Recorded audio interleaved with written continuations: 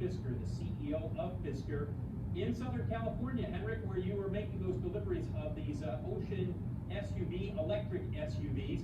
What's your expectation from here, Henrik, in terms of the cadence of deliveries, how they will ramp up from here? Well, first, I'm super excited that we actually are delivering vehicles today. It's really exciting. My expectation is that, well, I would say probably in July we start getting up to shipments of 200 vehicles per ship. And then as we ramp further up, eventually we'll probably do a shipment every day of at least 200 vehicles. As we have said, by the end of this year, we hope we can deliver around, or at least we'll produce around 32,000 vehicles. If we can deliver all of them, most likely not, because you never deliver sort of the last vehicles of each quarter, because they obviously have to get transported. But we have a very good dynamic between U.S. and European deliveries. We already started European deliveries, and the last few days in every quarter we'll focus on delivering into Europe to get as many vehicles out in the market as possible. Henrik, we were with you over in Graz, Austria, where the Ocean is built. And because it's built in Austria and will be then exported here to the United States, it doesn't qualify for the $7,500 IRA tax credit.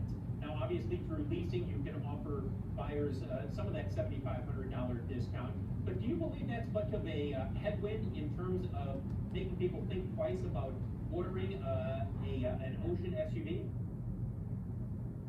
I think at this point not, and the reason is that we're still in a price segment of $68,000, $69,000, where a lot of the people who's buying our vehicles actually earn more money than they would need to actually get this incentive. So I actually don't think it matters right now. I think what matters most to people, what we have seen, is that they have to wait a year to get our car. That's something that I think is a little more annoying for people. When it comes to the point where we next year will start selling higher volumes of our lower cost vehicles, we start just under 40,000, then I think it'll obviously be a benefit, and that's why we are in final negotiations right now to look at manufacturing in the U.S., not only of the Ocean, but also of several other models we are planning the next couple of years. Henrik, I want to clarify something. You said earlier you're planning to produce at least 32,000 vehicles. Your guidance your last fall was for 2023 deliveries of 32 to 36,000 vehicles. Are you saying you will not be able to meet the lower end of that expectation? Like you just said, 32,000 to 36, yeah. So that's what I'm saying. I hope we will at least do 32,000 as we had guided. And I think that right now it's looking pretty good. Magna is able to really catch up a lot later in the year. I mean, they have a giant facility where ultimately we can go up to 120,000 vehicles per year.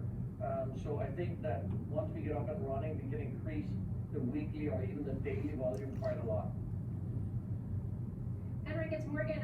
Thanks for joining us here. I want to get your thoughts on the competitive landscape, not just here in the U.S. as you make these first deliveries, but globally, when there is so much focus on China and the fact that China is the top exporter, at least right now, of EVs, and how you're navigating that.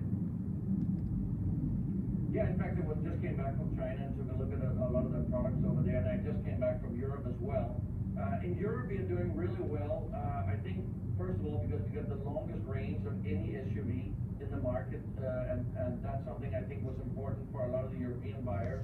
We also price really well, and of course, we get the same incentives as anybody else in Europe.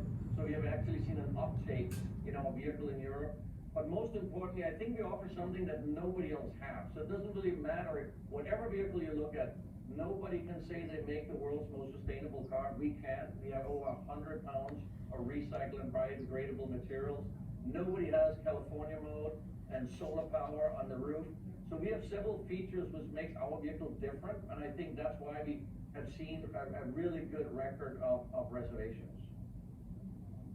Henrik, you guys use the CCS charging standard. As you know, Ford and GM have both said that they will make their vehicles compatible with the Tesla NACS charging standard.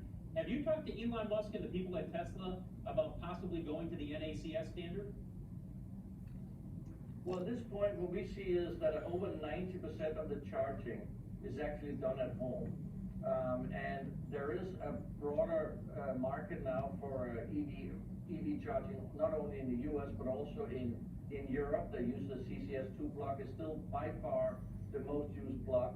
let's see what happens in the future. I wouldn't, exclude anything, but at this point in time, we haven't done any specific deals on that. And with regard to your next project, the pair model that will be built at the Foxconn plant in Lordstown, Ohio, where do things stand in terms of the production plans for that, and how confident are you that that Foxconn plant will be up and ready to go and to build the pair? I, in fact, just a couple of weeks ago, met with the chairman of Foxconn, and we had a really good discussion, and we are now in the final negotiations of the production plan, or actually the production agreement.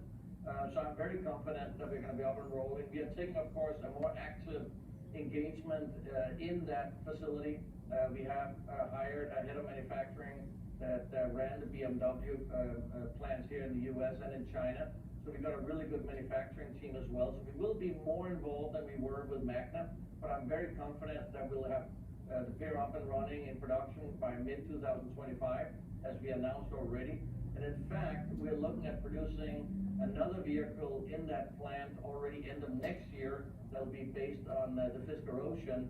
So that's somewhat, I would say, a little bit of a news here, and that's something that I talked with the chairman of Foxconn around, and he's really excited about that, to get something in production in that plant already end of next year. It will not be the pair, it'll be another vehicle.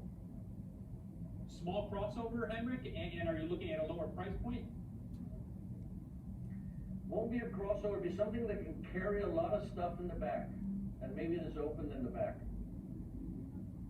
Ooh, nice little tease. Henrik Fisker, founder and CEO of Fisker. You see all those vehicles behind them? Henrik, by the way, thank you very much. John and Morgan, you see those vehicles behind them? Those Oceans, those are the first ones being delivered here in the United States. So you see that the people who have been waiting a while for those Oceans are finally getting them. Yeah, a milestone for the company. Phil LeBeau, thank you for bringing us that interview. Shares of Fisker are down 2% right now, nonetheless. When we return, a look at the big money flowing out of real estate. I'll be right back.